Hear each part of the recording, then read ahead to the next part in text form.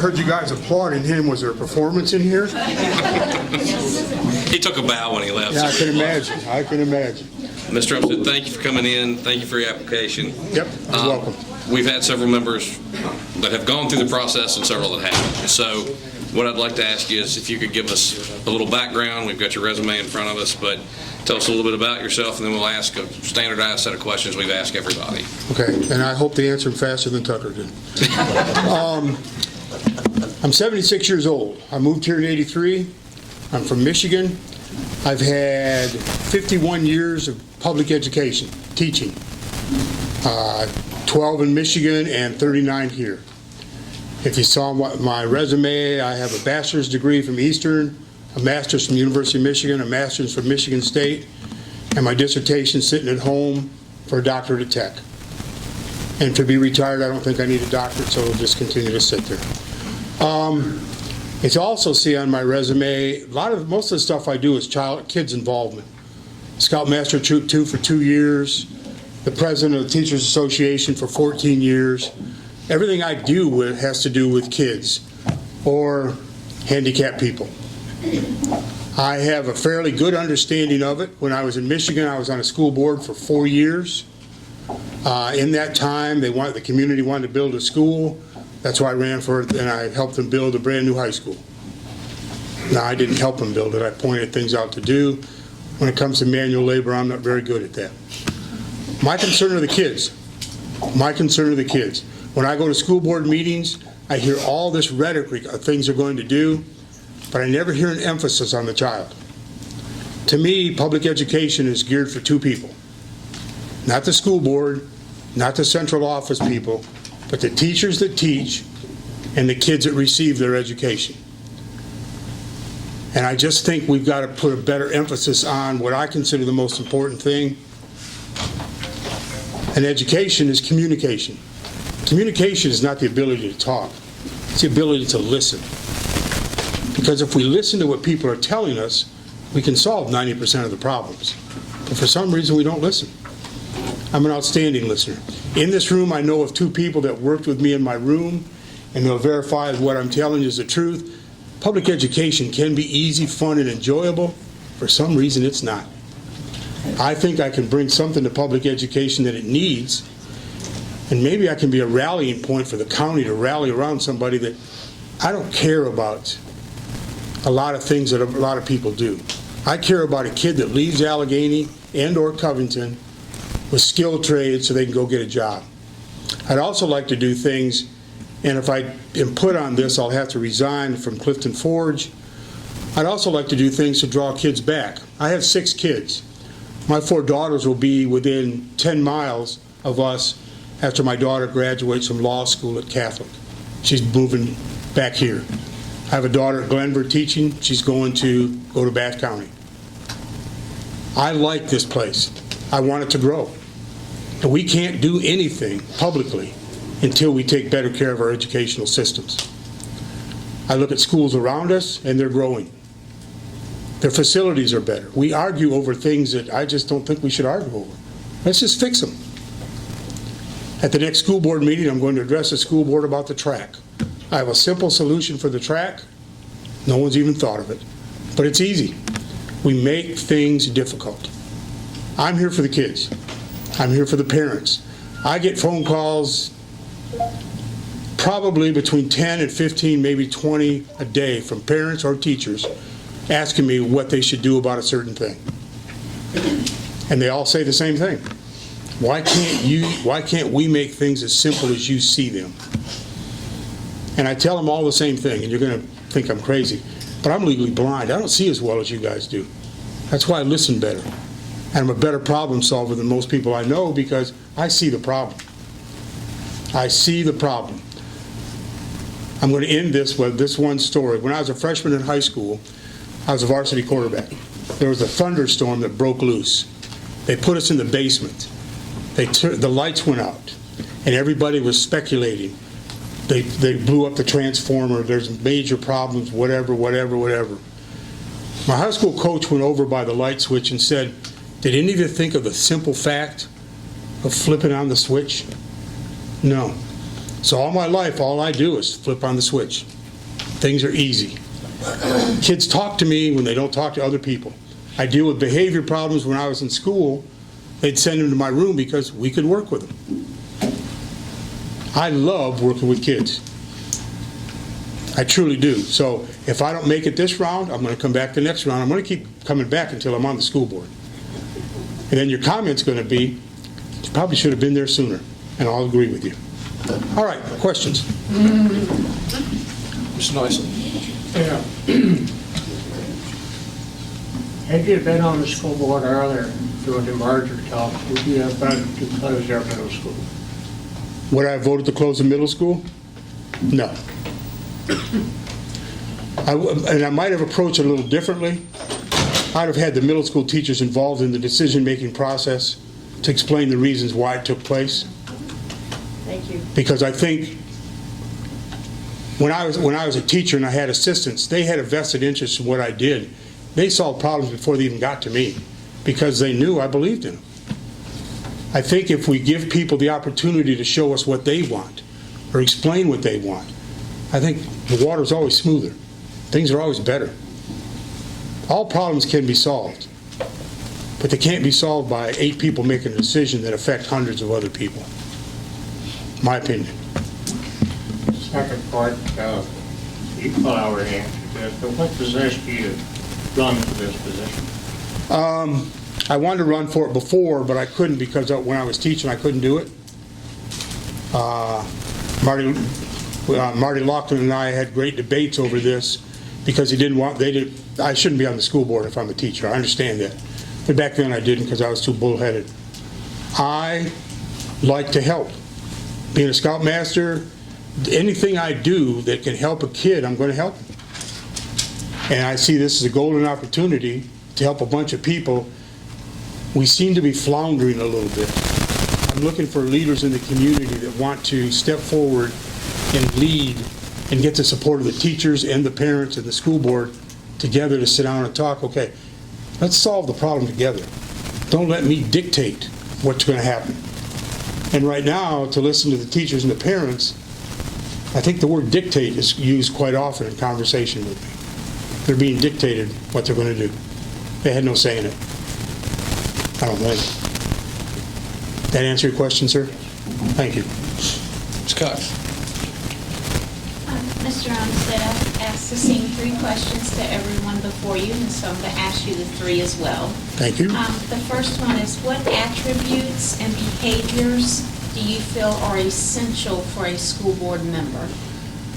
I think the biggest attribute they need is the ability to listen, not formulate opinions, not judge the person that's talking to you, listen to what they're saying. Read between the lines to understand what they're trying to tell you. Because when it comes to your kid, most people are speaking from the heart. Most people are telling you what they really want to tell you. And when I listen to most parents give me the impression no one's listening. Instead, I'm talking and they're not listening. I may not like what you're going to do or what you want to do, but I'm going to listen and respect what you say.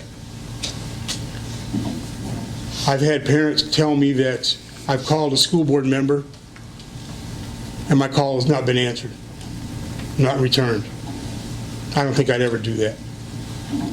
I have this unique feeling that I respect everybody that I deal with. Even if I don't like you, I'm going to respect you. And I'm going to respect your decisions. Because, honest to God, this isn't about us. This isn't about these guys. It's about the kids. About the kids. I'll tell you right now, I went to school a million years ago. I would hate to be a kid now and going to school. I just think it's not joyful. It's not fun.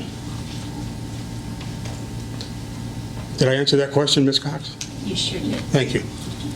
The second question is, what is the best way you feel to address differences of opinion on the board or between the board and the administration? Well, first of all, I think all parties, whether it be on the board or the administration or the building administrators or teachers, everybody has the right to be listened to. They have to be listened to. Because if you don't listen to what I'm going to say, why do I want to take an active part and help you? I'll go sit in the corner and you guys do what you have to do. I think you have to convince them that you do care. You have to convince them that their opinion, whether you like it or not, is very important.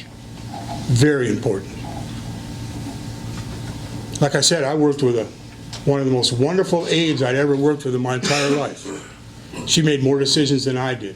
And her opinion was more important to me than anybody that came from central office or the office, the building I was in. Because we worked together. Right now, I just don't feel like we're working together. I think we're kind of doing something, but it ain't what's best for the kids.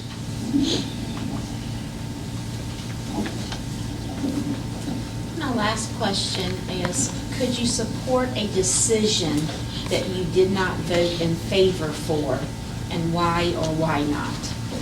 I could support a decision I'm not made that I did not agree with if, let's say, the vote is 6-1 and I voted against it. Yes, because that's part of being a team player. As long as everybody, the other 6 people heard why I voted against it, because I think it's very important.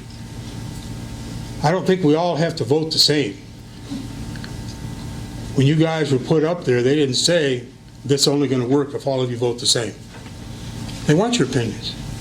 We all come from different parts of this county. Everybody's opinion is different in Clifton Forge maybe than in Covington. But they've got to be heard. They have got to be heard. And the bottom line is, when a team decides to do something, when I call a play in the huddle, that's where we're going to run, whether you like it or not. And we did. And right now, I'm disappointed because I just do not see a team approach in a lot of things we're doing. That, again, that's me. I was just checking to make sure Debbie didn't leave me. Sorry.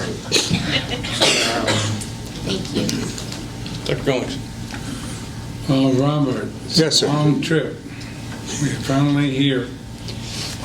My question is, how important is it to expose children to a diversity in the range of thoughts, opinions, cultural backgrounds, economic theories, etc.?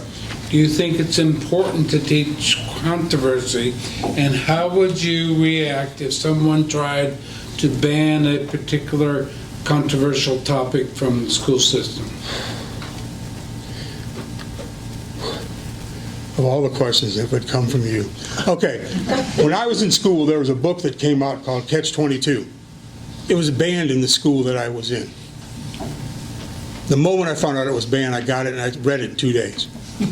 Because I think diversity is what makes us a greater country, and diversity what makes these kids better. We have 6 kids. They're all different. They all learned different from different people. They all had favorite teachers. Some did, some didn't. They all learned to respect what they were told and then sit down and weed out where you want to go. We don't all have to be, we don't even have to all get an education. Somebody wants to be a plumber. Lord, we need them. Go be a plumber. We've got to support the diversity of the child, because I think the day of sitting in desks in rows is gone. I really hope if I obtain this position, I really want to push vocational training through the middle school and the high school. Teach kids how to use their hands. If you teach somebody how to use their hands, they learn how to think better. If you sit there and give them paper and pencil and tell them to do math, not quite as valuable. But give them something to build with measuring tools and stuff, they're going to do it. And the proud factor of somebody that does something with their hands sometimes is far greater than getting an A on a test. Again, child's the most important thing in the world. And if we can't reach them, who's going to? Somebody that's selling something on the streets we don't want them to have? Somebody going someplace we don't want them to be? We got to make our school systems a place. I have 2 granddaughters out at Sharon. They absolutely love going to school there. They absolutely love it. They're mad at me because we're going to the Outer Banks the last week of school. Probably shouldn't have said that, should I? But it's the kids. We got to follow their lead. We're not listening to them. We're not listening to kids. And if I'm fortunate enough to be put in this position over the next 3 or 4 years, you're going to hear me say this all the time. How is this going to affect the child? And if you can't tell me how, probably not interested in it. I think it's good, we're doing what we're doing. I just think we're not involving the people that we're doing it for. That's kind of weird. Did I answer your question? Mostly, yes. Are you going to ask me another one? Thank you. Yep. Mr. Griffin. Well, the first question I've got is pretty well answered at the trade schools. How important is it? And Oh. the second one is advancement technology in classrooms. Trade school is very important to me. I have a son that he had a friend that scored 1,600 on the SAT. Judge Mooney's son. My son refused to score. He scored like 14 or 1540 or he went up and told him, if I get this right, am I going to be over 15? The guy said, yeah, and he said, I'm done. Because he didn't like how it was treated, it was a brain. So he said, I think I'm going to go to JRTC, Dad, and learn a skill. Automotive. Why not? JRTC should be learned for people to learn to use their hands. Carpentry, plumber, electrician. I mean, I just paid a small fortune to have my house rewired. I can't do it. Vocational for this county is highly, highly, highly important. And that I think we ought to advance as far as we can technology-wise. I probably shouldn't say this, but we have a superintendent who was involved in technology and vocational stuff before she came here. I think we ought to use those traits. Really push JRTC. I mean, you can graduate with 32 credits, and you only need 23 in Virginia to graduate. We ought to require every kid to take at least one class at JRTC. Get a skill. Learn how to use your hands. Learn how to think. Just don't sit in a desk and vegetate and think. That answer your question, sir? Sure did. Thank you. Next question is parents' rights, what's taught in school? Well, I could tell you story after story. My mother raised my brother and sister and I by herself. I'd get in trouble in school. The principal was my aunt, so that didn't do any good. I'd walk home, my mother would point to a tree out in the backyard, go get a switch. I don't think parents have the rights they should have. I think we ought to demand that the parents help us help their kids. Bring them to school. I just had this discussion with somebody the other day about kids being ineligible because they're not in school and not getting the grades. We've got to fix it so kids want to come to school. I mean, I'd hate to think that 3 years from now, when my granddaughters are at some middle school, they keep saying, Papa, I hate school, I don't want to go anymore. After I experienced what they have out of Sharon, which is an absolute joy. They'll call me at least twice a week to tell me what they've learned. And to me, that's what this is all about. First of all, that they care enough, that they think I care enough about them to help them to listen to it. So to me, it's very important. And if I haven't said it enough, it's the child. It is the child. It is the child. Is that it, sir? Yes, sir. Thank you. Mr. Umstead, that's all the questions we have for you this evening. So certainly appreciate your time and your application.